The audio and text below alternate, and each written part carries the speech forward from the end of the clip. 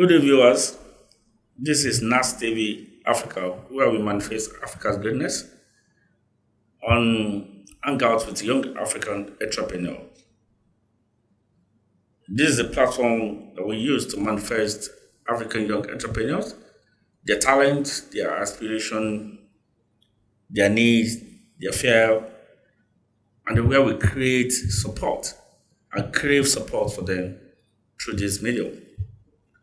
This is where we celebrate young people through their striving period. Yes, NasTv Africa deem it right to support them while they are still trying to blow. So we don't wait till they blow before we begin to celebrate young Africans. And we're trying to bridge the gap between the mentor and the mentees. We bring into our studio different kind of African personalities that have done greatly so well in their private endeavors, in whatever they do or choose to do, so that others can learn from them. From the past, I'm sure you have learned so much from this platform. Today, we have this versatile, young, energetic social entrepreneur in our studio. Name precedes our personality. Her name is everywhere, social media, NGO for women empowerment, radio personality, human rights activist, and so many other things. Today you're going to meet her and hear from her directly what she has been to. A lot of people Saadat Bibire. They don't know what drives her, what are the things she's into, where does she get her motivation from. Today, just relax and listen to your icon, an African entrepreneur. Good day, Ms. Saadat Bibire. Good day. You're welcome to our studio, Thank you. NasTvAfrica. Thanks for having me. Yes, a lot of people have heard so much about you. Saadat Bibire, human rights activist. You're on radio sometimes. You do a lot of NGO programs, human empowerment. Everywhere, even modeling. Yeah, The point in time, I right. think I was Miss Nigeria. Miss Nigeria International Okay. 2014. So you're into everything. How are you able to cope with all this? A lot of people want to know how they want to meet you, and they really want to have an insight into your background. So can we just meet you? Yes, my name is Saadat Bibire, like you rightly said. I'm a graduate of Alikma University, studied mass communication. A human rights activist, serial entrepreneur, a social media influencer, a fashionpreneur.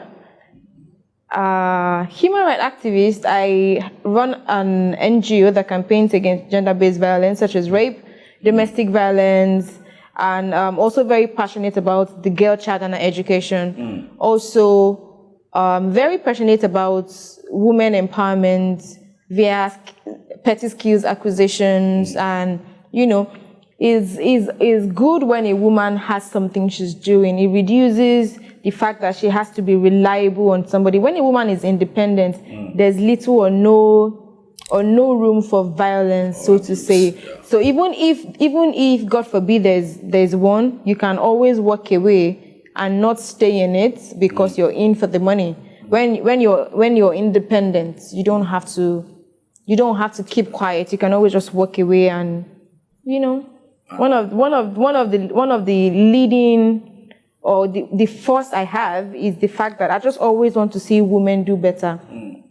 And it starts very young. That's why we have a section where we are always talking about the girl child education and our rights, because you catch them young, right? If you can't start cutting a tree from the branches. You have to, if you really want to get rid of it, or if you really want something to be corrected, you start from the roots, right? So that's why we go as far as emphasizing the importance of the girl child and her education, because from there you can start grooming them with the right mentor, with the right equipment, the right education. Things fall in place.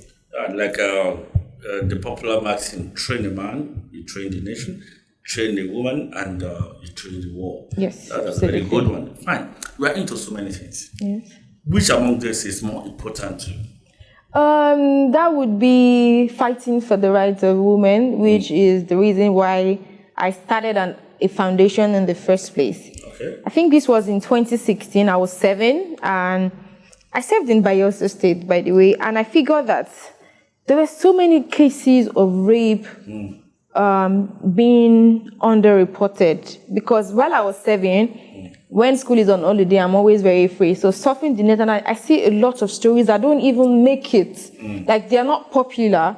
And I'm like, why is this not even in the news? Why are they not even talking about this? And I took it upon myself to say, look, we have a lot of people going through these things, and we need them to speak up. Very well. Because the more they speak up, they give other victims a voice to speak up. And then they name and shame their perpetrators, which gives them room for justice. But if you don't speak up, if you keep quiet, if you keep it to yourself, you suffer in silence, and that perpetrator walks freely, doing the same evil to different people, having it in mind that, well, I did it to her and I'm walking freely, having it in mind that he can always walk freely. So I took it upon myself to say, okay, look, I have to be a voice for the voiceless. I need to take it upon myself to do this. I mean, I know it won't be easy, because fighting for something like that, you would have to step on toes. Very well. And normally, I'm the type that I don't care. Okay. I normally don't care. When I have to get something done, I don't care who is involved. I make sure I get it done. So I'm like, okay, look, God has wired me in a way that would favor me in the first place. So why not just go on? It was at that time I felt like I found purpose for what I was created to actually do. Wow. You know, when you do something and then you feel fulfilled doing that thing without even making money from it. I mean, as at 2016, the first project I did was a sensitization walk against rape, which was very popular at the time. Okay. And I think the actual amount spent was about 800 to 900,000. And this was self-sponsored. I didn't raise a dime from anybody. And if it was something you didn't have passion for, you would feel bad spending so much for something. But I mean, I was spending so much and I was happy doing it, because after the work, I received so many calls, so many complaints of people. Oh my goodness, thank you for doing this. I want to copy that. Yeah, fine. You have been doing so well. Yeah. I'm sure foundation is come with a lot of free things. Yes. You hardly even see people want to support that. You can't talk to any angel investor to come and invest in foundation. Yeah, the what does he start to gain? Now, a lot of people out there watching you now say, but the girl is doing well. She said, okay, she spent 900,000 and then she has a business she's running. People want to know, is there any business, is there any side also apart from this activism? And because you describe yourself now as serial entrepreneur, social entrepreneur. So how do you make money? I'm not saying the secret of your money, but what that things you are into that generate funds so that you can do other things. Of course. Thank you for that question. I'm a serial entrepreneur. I do a lot of things. I do makeup. I do beads. I sell stuff, clothes, fashion items, and all of that. As of 2016, most of my incomes came from social media influencing and running ads for businesses. Then it wasn't so popular. So it was easy. There were very few of us doing it. So it was easy for me to overcharge, and they wouldn't have a choice because, I mean, who else would you take it to? So it was very easy for me to overcharge, knowing that I have a place I need to put this money into. And I'm very glad with the friends and family that God has blessed me with. I raised funds from my friends and my family, of course. I had a lot of friends that, look, I'm doing this project. I'm not making money from it. I can't promise you that you get this in return because this is non-governmental and of course it's non-profit. So whatever you put in, don't expect that I'll give you something in return. And I mean, they were very willing to support. I just posted and people were like, oh my goodness, I love this. I'm going to support you. I did a little fundraising. I think I raised 400,000 from friends and family. Wow. And the large sum of the money came from the PR I ran for businesses and profits from my other businesses. 2016 makeup was very profitable. You can do makeup for a client and charge as much as 50 or 100,000 for a bride for just 2 days, or even 200,000. We're not so many doing it then. So it was easy for you to overprice or charge yourself according to how you feel you're worth. Thank you. You know? And I think I like this angle where you are able to balance it all, because working for humanity can be so taxing. And in the sense that you hardly see support, it's a thankless job. In fact, the victim sometimes can even be your worst enemy. Of course. And unless you're focused that you want to achieve this, and you have a purpose, and you have a reason why you're doing it. Yeah. So that's good. Now, at this point, you face few challenges becoming who you are today. Yeah. What were the challenges? And briefly, how did you overcome them? One of the challenges I faced starting this was, it was traumatic. It was a very traumatic start. I'm a very emotional person. So when people confide in me, when they tell me their stories, I'm trying so hard to be strong for them, so they don't feel like I'm feeling sorry for them. And I'm a kind of person, I'm pretty secretive, right? I barely share things. So me bottling all of those things was telling on my mental health. No, I didn't have anybody to confide in, because it was very difficult for me to start talking to people. These are things that people told me in confidence. It would be wrong for me to start sharing them with somebody. Yeah. So it was me consuming a lot of energy, people trying to disperse their bad energy, seeking advice, and they were pouring it on me. And I didn't have a choice. I had to be strong for them. That's one. Secondly was the fact that, people didn't understand what it was in this part of the world that we are in, didn't understand the fact that you can actually be fighting for people. It was pretty difficult trying to explain yourself that I'm doing this because of humanity. I'm not doing this because I want the money.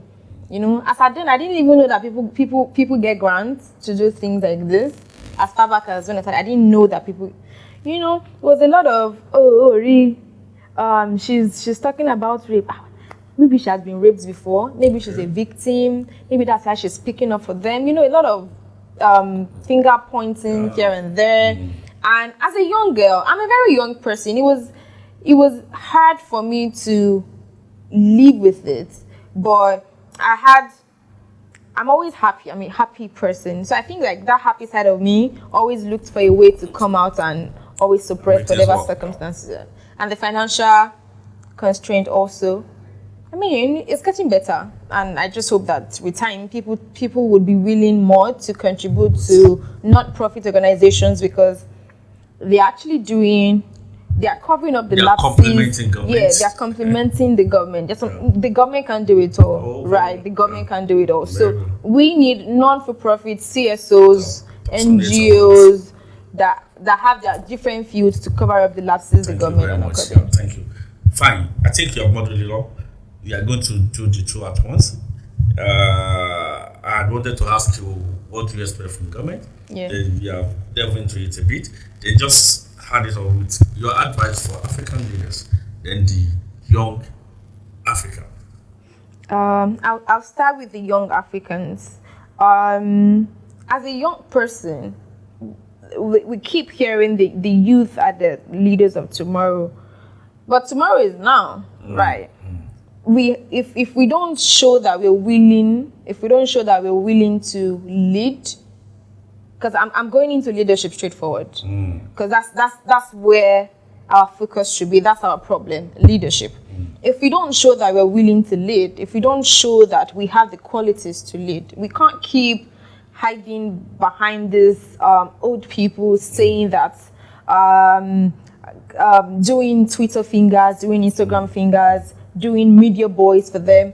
Look, if you don't believe in yourself that you have the capacity to lead, nobody will believe in you. Oh, yeah. So we need to start taking up all those leadership courses, because it starts from experience, right? If you don't have experience, take courses. right? And we need to know that we Learn have from to other start. people's Yeah, we experience. need to start from the scratch. Yeah. You can't be a young person, let's say you're 45 years or you're 35 years, you don't have any experience about governance or leadership, and say you want to be the president of your nation. Now, I'll use Nigeria as an example. You can't be 35, you've not even led a classroom before, and you're saying you want to lead one of like the largest black. So how will the government support it? Exactly. So we need to give the young people opportunities. We need to give them the chance, because if these experiences don't just come, people need to get into the system to learn. They need to get into the system. They know the people that are good. They know the people that are willing. But they somewhat feel like they can't control them. They somewhat feel like they won't listen to them. So they go on, they leave the people capable and go and pick hold people that they feel like would listen to them. Leaving the people capable. Yeah. And go and pick people that will just be loyal. Yeah. Yeah, that's very good. I think I appreciate this. It has been very interesting talking to you from the beginning of the program. And you have acquired the free so much. And I'm sure that the viewers out there, they are really learning one or two things that, of course, we can fight for humanity. Yeah. You can pick a purpose and yet still make money by the side. It doesn't take you away from learning a particular skill, makeup, fashion, trading, public speaking, whatever you can learn that can put money on your table. Because serving humanity can be very, very challenging. And unless you make your own money, it's going to be difficult. Yeah. And when people see that you are independent and you can make things work on your own, then you will see support. I think I get that right. Yes, of course. Yeah, very well. So, this is where we call it a day today. And do you have any other thing, like one, two things that? It still goes to leadership. Your vote is your right. If you don't have your PVC, you're part of our problems. Everywhere in Africa, get your voting cards, participate in the electoral process, and make sure you vote capable leaders, people who understand, people who have vision, people who have vision. Thank you. So this is exactly what we stand for at NasTv Africa. We want Africa to claim its position as one of the great continents on earth.